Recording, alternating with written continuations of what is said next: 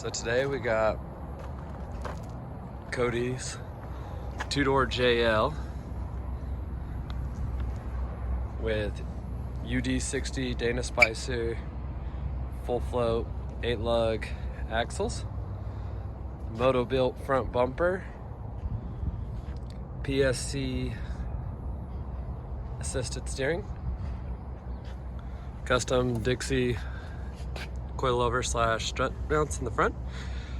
What's really unique about this Jeep more than anything is two doors JLs, because their fuel tank hangs so far forward of the normal cross member.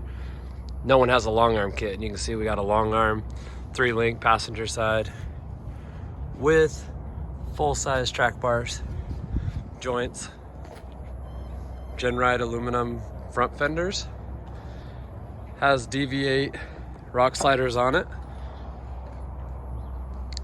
Again, a custom long arm in the rear, keeping the factory fuel tank. Custom corner guards.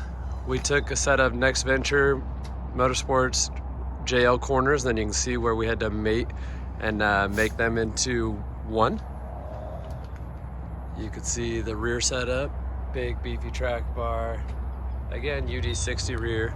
Has a Poison Spider rear bumper that we cut and narrowed up because of the rear. Teraflex tire carrier. This one has 39-inch tall tires on it. 1350 drive lines front and rear. Give you a little bit of a different look at that setup. For now, the customer has the 2.0 turbo motor in it. So we just did a little basic exhaust out. It's straight piped at the moment. That's what the customer was okay with. He owns a metal fabrication shop for doing stairs and structural stuff, but he's gonna build his own fender in the rear. So we just got the corner guard set up for him. Same thing with the bumper trimmed up. So there's still some finish work that he's gonna do.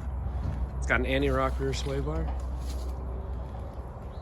It's got a Switch Pros in it.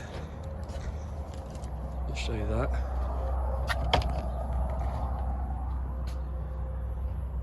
Switch Pros, nice and clean. This Jeep's got 7,900 miles on it.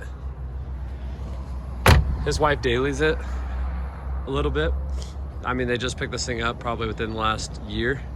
So, but yeah, it started out with life with a Mopar 2-inch lift kit, basic adjustable control arms to make it drive a little better. But then they decided to step it up a notch and really fix up a two-door the way it is. There's not very many stretched two-door JLs out. So that's one thing that's like kind of unique about this. I'll give you a different look from the rear real quick. You can tell that it is just all tires sticking out. So looks good, flex is good. Personally, I don't like how narrow the UD60 axles are, but that's for my style of wheeling. I like a little bit wider axle just to give me better clearance for shocks in the rear, stuff like that, but aesthetics. But yeah, this Jeep is bad to the bone.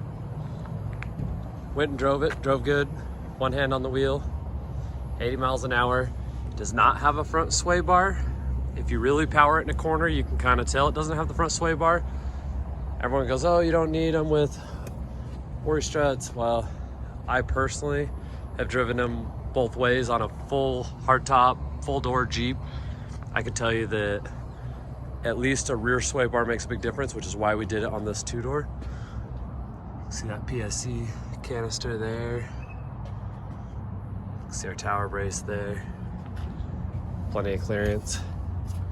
That triangulated front suspension, all straight arms, straight track bars, make it good to adjust. But yeah, that's Kody's freshest Jeep build yet.